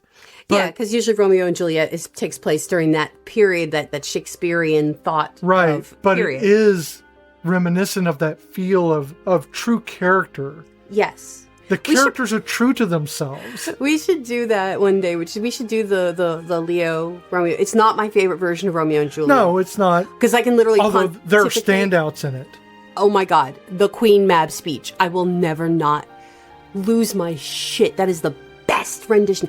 There have been only 2 renditions of the Queen Mab speech in my life that I have literally wanted to go, oh my God, afterwards. That one, and when my former director. Well, it was a husband and wife director at the theater, the Globe Theater of the Great Southwest in Odessa, Texas, back in the early 2000s when it was Anthony Riddle and his wife, Catherine Graybill. And Catherine got on that stage because we did not have anybody who could play the role. And they were rehearsing and she did the Queen Mab speech. It left you breathless. And and the way it was done in that version of Romeo and Juliet, the same thing. That same. Yeah. Because the Queen Mab speech should start out light and funny, and then build because you're getting this. Oh yeah, because the whole emotional turmoil is coming in, and then you got fear rolls in. It's like waves. It's like watching a tide come at you. That is one of those soliloquies I would love to give someday. It's like a tsunami where everybody's going, hey, I wonder why the stuff receded. Oh, this is kind of cool because we can go out here and look at the shit, it's coming. You don't realize you're about to get hit with this giant wave. And so you're just like, it's that emotional, roller coaster. We might need a 2-parter though, because I love Shakespeare so much, and I have many thoughts. I'm okay with him. I think he's okay. I have many thoughts. He's probably written a few bangers. Though Romeo and Juliet is not my favorite. I've been in Romeo and Juliet a couple times. I have my favorite. I was in Caesar. I think my favorite Shakespeare. I love the comedies. I mean, there's so many good, there's lines that. So what's your favorite? I can't pick. I'm sitting here. What's your favorite one? I can tell you mine. Okay. I'll tell you my favorite Shakespearean play is Othello. It's my favorite. Okay. End all, be all, Othello. Because I'm a sucker for tragedy. I love to cry my fucking eyes out. I love Taming of the Shrew.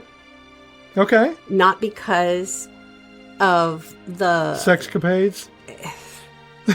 It is not a feminist tale, but it is a feminist tale. I mean, I feel like Catherine may mellow, but it depends on how it's performed, really. Sure. I don't know. Okay. It's hard for me to think about. Pick. And we can talk about it. I love Winter's Tale. Sure. I love I'm blanking on the names of the comedies. That's my problem right now. I love them. There's a lot. There's a lot, and they tend to overlap. I'm a huge fan of the sonnets. I love the sonnets. Who isn't though? I mean, a lot of people. Oh love my the sonnets. God! Have you ever listened? Venus and Adonis. That's Have you ever listened to? There was a CD done many years ago of actors reciting the sonnets. Yeah. And Alan Rickman and Ray Fiennes both say my two favorite. It's 129 and 130. They're my favorites. But it's Alan Rickman doing my. Well, Alan Rickman's your boy. Yeah, he's my man. He's my man. So yeah, needless to say, Shakespeare's my go-to. So how do you feel about this film? The film we're talking about right now, which is... I loved it. Yeah. I did not... I mean, yes, I fell asleep, but again, I did not... I've been up since 2, and it's not a normal thing for me anymore. I was having a lot of problems with sleeping, so this was new for me for a while, and I was pooped. We had a very busy morning. To be fair, you only really crashed out about the last 10 minutes of the film. Yeah. And maybe less than that. Yeah, I fought it. And then the next thing I know, I'm like drooling on your shoulder. It is a very cozy film. So you really did it. You really paid it homage by falling asleep to it. Because it is a very cozy film. It is. It's got its moments of peak. It's got its moments of laughter. But honestly, for the most part, it feels like you're wrapped in a blanket. It's one of those ones where it's like coming home. You're comfortable. Sure. You feel comfortable with it. And especially knowing the story and knowing, I've seen it before, seen it many, many, many times. For me, it's definitely that moment of it's a comfort thing. It's like being wrapped in a blanket. So yes, I loved it. There's not much I don't. Now, will this beautiful little gem pass the Castellini? Did you know that I try to not think about the Castellini test at all until we are in this moment? Because I like to try to figure it out as we're going. For a while there, I was pre-thinking it and writing it out. And I was like, I can't keep doing that because I wasn't doing it at first. And then like right before our name changed from Once More the Feelings to Cozy Quilt Cinema. Yes. I had done it a couple of times. And I'm like, I don't like this because I start overthinking it or underthinking it.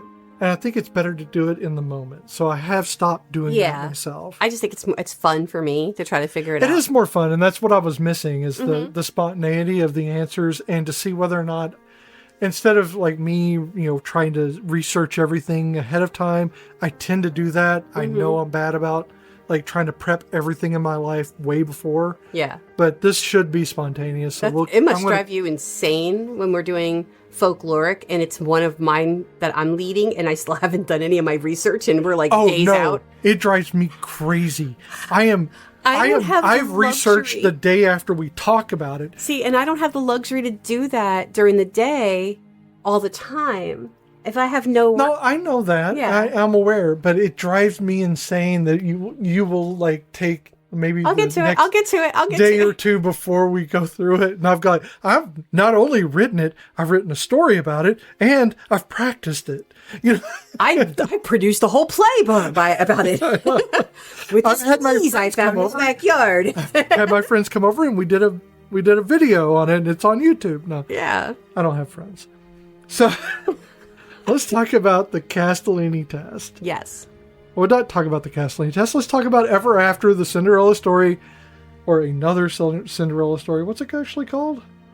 A Cinderella Story. Cinderella Story. Yeah, I always forget that it has a colon. Colon. Yeah, it's Ever After, How to Kill Your Mother. So I married an axe murderer. There you go. Yeah. Oh, that's a good film. We need to do that one. Can't talk about that right now. Nope, no. Castellini test. There have to be at least 2 named women characters with at least 5 lines of dialogue each. Okay. I don't think you're going to find any women in this film. Danielle. Oh, no, you found Baroness. one. There's another one. Rodmilla. Her name is Rodmilla. Yeah. Marguerite. Jacqueline. You found a 3rd and a 4th. I know. And I'm stopping there, even though there's probably more. Oh, we have the 2. The Queen. We have the 2 servants. Yes, which I know their names, but I didn't write them down. They do have names. Yes. I just don't remember them. Yep. So yeah, there are plenty that have 5 lines or more. Yes. Those characters must have a conversation, not necessarily with the other woman, either not about their partner or with their partner, future or current, and not about their relationship. Every conversation that Danielle has with everybody but Henry. Yeah, because she doesn't discuss her relationship with Henry, with anybody. No, because even when she starts to catch feelings, she does not talk, even with Gustav. She doesn't talk about it with him. No. She discusses plans. Yes. But not about the relationship. No. Just plans to get there. Yes. Plans to get in. Because plans he to wants deal to with take things. her to the monastery, to the library. Right. These aren't dates per se. She's not seeing it as such. She's seeing it as he wants to show me a library. Oh no! After they get done with that date, and the prince runs into his parents' room and throws open their curtains. Like, I want to build a college, and they're like, who are you? I want to build a college that's free for everyone to learn and read. Yes, and they're like, who are you, and what did you do with our son? And I love that because he is so swept up. And she brought that to him. Yep. I think the greatest gift she gave him was the desire to be a better person. To want to pass that on. Oh yeah. To other people. It's not just like I want to be a reader. He wants everyone to learn how to read. Everyone to be able to learn. Oh yes, definitely. Because he was inspired by her. Because if it wasn't for her father, she would not have learned how to read. Absolutely. So yeah, we have that. Yep. At least one of the women has to be integral to the plot, meaning that if she were written out of the film, it couldn't reach the same ending. I know this is a layup. That was the worst This laugh whole ever. Castellini test is a layup. So I mean, I'm not going to say Danielle. Yes, it's a Cinderella story. I mean, in many ways, it's actually the Baroness. And the Baroness. There's really, you could take away Marguerite, and that would be like... If you take the Baroness out, she does not go through all the things she goes through and probably never meets the prince. Probably not. But she would probably live a very, very happy and content life. Sure. But it wouldn't reach the same ending. No. But also, you couldn't do it without Danielle. Nope. Because then they would have just lived in the house and none of that would have mattered. Right. And she would have just sold everything off. So I think that this passes the Castellini test in its form. Also, I think it passes in the feminism it brings. Mm-hmm. Not just because it's about women, but because it's about equity. And ultimately, this is about class. Mm-hmm. This is a movie that's about class. And when we're talking about that, there's a separation of those people. So you have the people of higher class and the people of the lower castes. Mm-hmm. And Danielle respects everyone. Yes, she does. Regardless of the class, she respects them all. And really, that is the core of femininity, or feminism, not femininity, but feminism, because it's about equity. It's not about women being better than men. It's about everybody having the same opportunities and giving the same advances and advantages. Right, because sex is the ultimate classism. Yes. Yeah. So, I think it passed. And I think this is a film that everyone should watch. Oh, yeah, definitely. Even if it's just once in your life and you're not a big fairy tale person. Or even if you're not a big Drew Barrymore fan or an Angelica Houston. Which if you aren't, you got a problem. You got a serious issue that you need to get counseling for. No, I'm joking. No, so, it's just amazing. This is a film that seriously is something that I think children can watch and appreciate. Yes, there's nothing bad in this movie. Yeah, there isn't. And it's family friendly, definitely. I think it is it's very promotional of happiness and instilling goodness in people. And I think that is very important for children to get to see. I think if your child... A lot of kindness. And that is something that I myself utilize in my classrooms a lot. I teach kindness. But if your child is... I would say the only caveat for this movie would be her dad dying in the beginning. That could be emotional for a small child. But if you take the time to explain... Sure. And talk to your child about death and... Well, I think it opens the dialogue. This is I think this is kind of an easier thing to say, this is what's happening right now. Yeah. And maybe we view this as it's sad. It is. But look at Danielle. She's not just living without him, she's living for him because she's passing on his kindness. Also, when Danielle cries over her dad, and if your child is watching this and they cry, that's a great opportunity to explain to them that it's okay to cry. It's okay to feel sad. I think we tell our children to stop crying and to get over it too many times. I'm guilty of that too. Again, if I knew then what I know now, I would have been a much better mother. But it's important that we explain to our children that our emotions are valid. They are how we feel. No one can tell us how we feel, good, bad, ugly, whatever. It's just how we feel about a situation. It's how we utilize those emotions and reflect onto the rest of the world. Do we flip a table? Do we punch somebody? No. Do we yell at them? Do we scream at them? No. But we are allowed to have the feelings. Now, how can we regulate ourselves with those feelings? And that's where this would be a great opportunity, because it is emotional, and I can see a child. It would have messed me up if I was little, seeing that happening in a movie. I would have been very, very, I would have been in tears.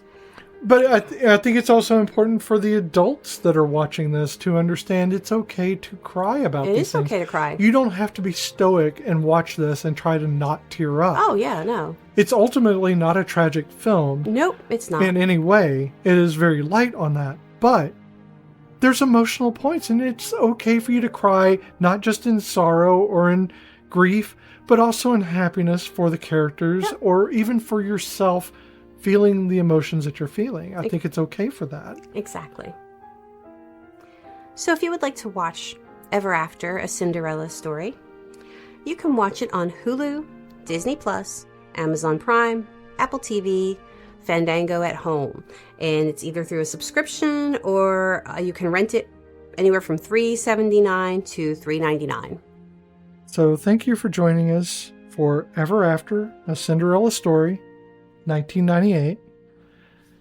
This has been Cozy Quilt Cinema with Beth and Michelle. We love having this space, and we love having you here, sharing emotions and insights that movies can leave lingering within us. We're also glad that you can be here in our blanket fort, watching this movie with us and listening in as we talk about Ever After, this story about feminism and about love, about family. To keep the feelings going, you can follow us on Instagram and Blue Sky at Cozy Quilt Cinema, or you can send your feedback and personal reflections to cozyquiltcinema@gmail.com. You can always find our episodes wherever you listen to podcasts. Please consider subscribing and leave a rating to help this community grow. Okay, so here are your hints for your next movie. Since 1966, the two main actors that are in this film were in 10 movies together, and this was their 6th. And 3 of the actors that were in this movie all starred in Elvis movies as well. Holy crap, that's so true. I didn't think about that. That is amazing. Yep. And horrifying. And horrifying. All at the same time. Blue Hawaii is the best. I don't know if any of them are in Blue Hawaii. No, honestly, I don't know. I don't know Elvis movies very well, but one of the actors is one of my personal favorites. Oh, actually, that's not true. I love every freaking one of these actors. I do too. There's not a single actor in this movie that I can think of that is not. But the one female actor in this movie is in one of my favorite rock operas, and I will leave it at that. Okay. Well, let's leave it at that. So, Ever After, great movie. Please watch it if you get a chance. Yep. So until next time, my friends. Take a minute, read a fairy tale, watch a movie. Something from the Grimm lineup? From the Grimm. Bye. Bye.